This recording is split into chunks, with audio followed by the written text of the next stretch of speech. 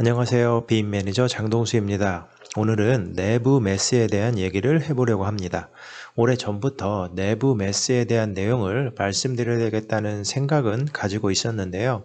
얼마 전에 한 구독자분께서 DDP, 그러니까 동대문 디자인 플라자와 같은 형태의 건물을 생성하는 방법을 비롯해서 전반적인 과정에 대해서 궁금해 하셨었는데요.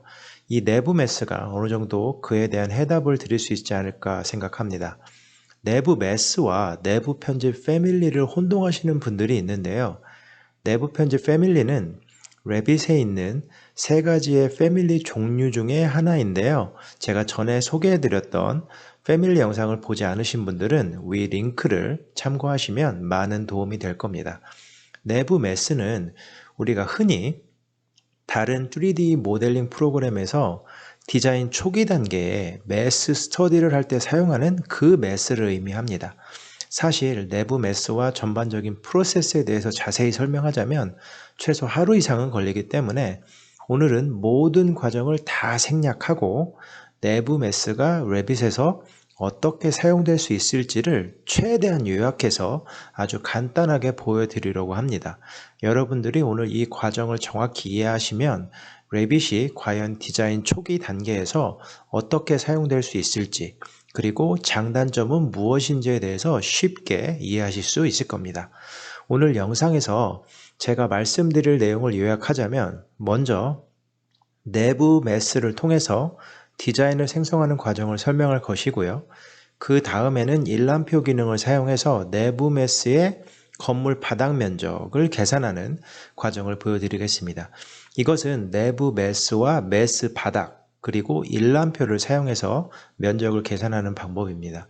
그리고 이후에 내부 매스의 형태를 사용해서 벽이나 바닥을 생성하는 방법, 그리고 특별히 아주 간단하지만 패턴 기반의 커튼홀 패널을 만들고 매스에 적용하는 과정까지 보여드리겠습니다. 각 단계마다 부연 설명이 필요한 부분은 나중에 다른 동영상을 통해서 보충 설명할 생각이고요. 오늘은 레빗에서 내부 매스를 디자인 초기 단계에 사용하는 전반적인 과정과 방법을 보여드리는 것이라고 이해하시면 됩니다. 먼저 내부 매스를 생성하기 전에 참조 평면을 4개 정도 그리려고 하는데요. 그 이유는 오늘 제가 내부 매스를 만드는 방법이 프로파일을 4개 정도 그려서 생성할 생각이고, 그러려면 프로파일을 그릴 기준면이 필요하기 때문에 생성하는 것입니다. 참조평면을 생성하고 또 선택하기 쉽게 이름을 ABCD로 지정하겠습니다. 내부 매스의 형태를 생성하는 방법은 정말 다양합니다. 오늘 보여드릴 방법처럼 여러 개의 프로파일을 그려서 매스를 생성하는 방법도 있고요. 수입이나 돌출, 회전과 같은 기본적인 모델링 방법을 사용할 수도 있습니다. 그리고 여러 개의 매스를 생성해서 나중에 결합하거나 절단할 수도 있습니다. 자, 그래서 이렇게 각 참조평면의 이름을 ABCD로 다 지정을 한 다음에 이제 내부 매스를 생성하기 위해서 인면도로 이동을 하겠습니다. 자, 여기서 이제 내부 매스를 실행을 하고요. 팝업창에서 확인을 누른 다음에 그 다음에 이름을 지정하고 확인을 누릅니다. 자, 여기서 이제 각 참조평면의 프로파일을 그리면 되는데요. 설정 아이콘을 클릭하고 A 참조평면을 선택한 다음에 이제 그리기 옵션을 사용을 해서 프로파일을 그리면 됩니다. 저는 스플라인 기능을 사용해서 여러 번 점을 찍어 가면서 이렇게 라인을 그리고요. 또 직선으로 또 바닥 부분은 이렇게 그리겠습니다. 자, 이제 같은 방법으로 설정 아이콘을 클릭하고 B 참조 평면을 선택한 다음에 또 프로파일을 그리겠습니다. 이번에는 그냥 이 타원 형태의 어떤 하나의 프로파일을 또 그리겠습니다. 이런 방법으로 계속 참조평면, 그러니까 각기 다른 4개의 참조평면을 선택하고 그 위에다가 프로파일을 그리는 것입니다.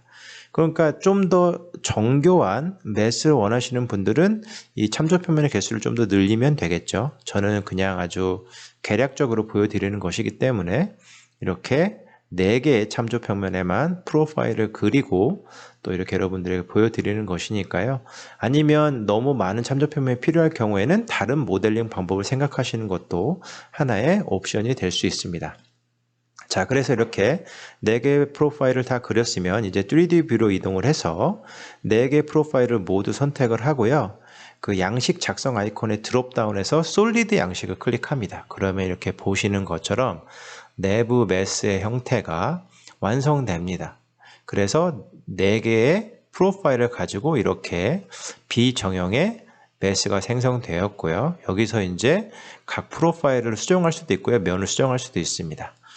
자, 이제 내부 메스를 생성을 했으면 이 메스 완료 버튼을 누르겠습니다.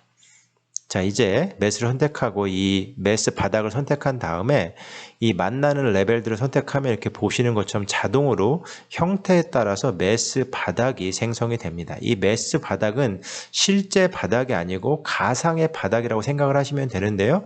그래도 이 메스 형태에 따라서 면적도 가지고 있고 둘레도 다 가지고 있습니다. 다만 메스와 같은 형태로 그냥 그 정보만 가지고 있지 실제 바닥은 아니라는 거.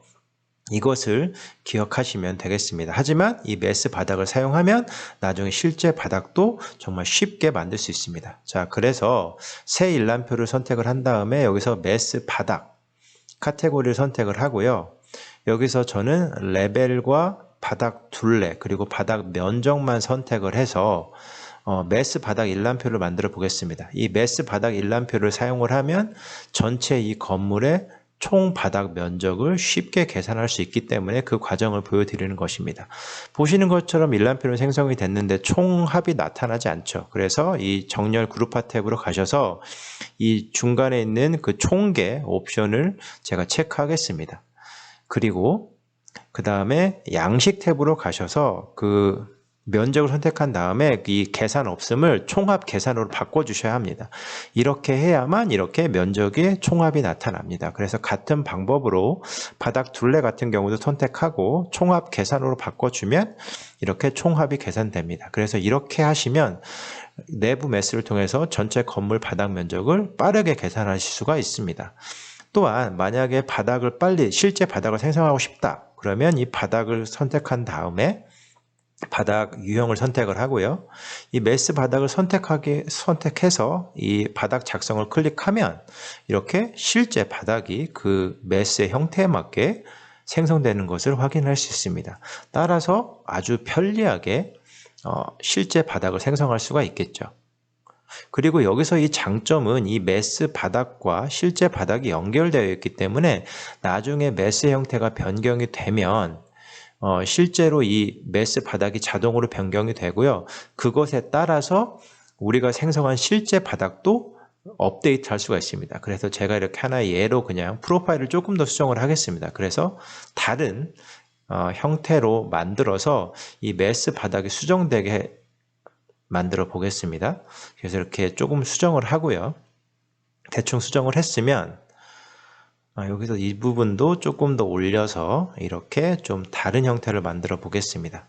자, 이 상태에서 다시 메스 완료 버튼을 누르고 제가 이 메스를 선택하고 그 다음에 이 바닥을 선택을 한 다음에 실제 바닥을 선택한 다음에 이 면에 대한 업데이트 아이콘을 클릭하면 보시는 것처럼 이렇게 자동으로 변경된 메스 바닥의 모양에 맞게 실제 바닥도 변경되는 것을 확인할 수가 있습니다. 그래서 이렇게 메스 바닥을 사용을 하시면 실제 바닥도 쉽게 다시 변경을 할 수가 있습니다. 이게 바로 메스 바닥이 가지는 하나의 장점이라고 볼 수 있습니다.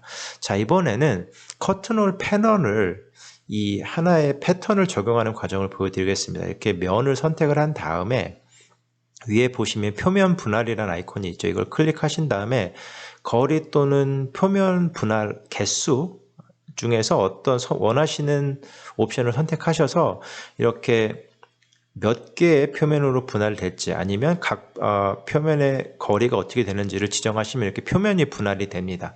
이 상태에서 만약에 패턴 기반 커튼홀 패널이 있을 경우에는 곧바로 선택하면 여기에 이 분할된 면에 패널을 적용할 수 있는데요. 지금은 없으니까요. 간단하게 한번 만들어 보겠습니다. 그래서 새로 작성을 클릭하고 패밀리를 선택한 다음에 여기서 패턴 기반 커튼홀 템플릿, 그러니까 커튼홀 패널 템플릿을 선택을 하겠습니다. 그리고 저는 다른 것은 하지 않고 이 참조선을 4개 선택한 다음에 양식 작성, 솔리드 클릭해서 이렇게 하나의 그냥 간단한 패널을 만들고요. 패널 두께를 얇게, 실제 패널처럼 얇게만 조정을 하겠습니다. 그리고 이 패널을 저장한 다음에 저장하기 전에 재료를 좀 지정을 해야 되겠네요. 그래서 이 특성창의 재료 부분을 클릭하고 원하는 재료를 설치하면 되는데요. 저는 그냥 알루미늄, 그냥 좀 이렇게 광택이 있는 알루미늄 재질을 선택을 하고 적용을 하겠습니다. 그리고 이제 적용을 했으면 저장 버튼을 눌러서 패밀리를 저장을 하고요. 그 다음에 이제 프로젝트로 불러오면 됩니다. 그래서 여기서 패밀리를 프로젝트로 불러오고요. 다시 이제 내부 매스를 선택한 다음에 편집 모드로 들어가겠습니다. 이 상태에서 그 분할한 면을 선택을 하고 특성창에 보시면 저희가 로드한 패널이 있습니다. 이걸 선택을 하시면 이렇게 이제 레빗이 분할된 표면을 정보를 다 읽어드린 다음에 그 다음에 우리가 선택한 그 패널을 적용하게 됩니다. 이 시간은 컴퓨터의 사양이나 모델의 복잡한 정도에 따라서 걸리는 시간은 아주 다릅니다. 그래서 아주 오래 걸릴 수도 있고 또 금방 끝날 수도 있는데요.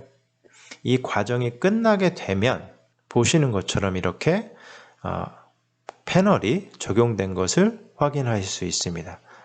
자, 그래서 저는 그냥 아주 심플한 알루미늄 패널을 그냥 사각형의 패널을 적용을 했는데요. 여기서 원하시는 패널 패밀리를 갖고 계시다면 이렇게 어떤 모양도 이렇게 메스 형태에 적용해서 이렇게 적용할 수 있고요. 면을 선택할 수 있습니다. 그리고 이 앞면 같은 경우에도 그냥 면 선택 옵션을 사용해서 이렇게 커튼홀 형태를 지정을 해서 면을 선택을 하면 저희가 이 앞면에도 그 모양에 맞게 이렇게 쉽게 커튼홀 패널도 적용할 수가 있습니다. 그래서 이런 방법을 사용하시면 내부 매스를 사용한 다음에 손쉽게 어떤 외피, 건물의 외피도 만들 수가 있고요. 그리고 실제 어떤 건물의 규모나 바닥의 면적 같은 것도 손쉽게 계산할 수가 있기 때문에 내부 편집 패밀리를 사용하면 여러 가지 장점이 있습니다.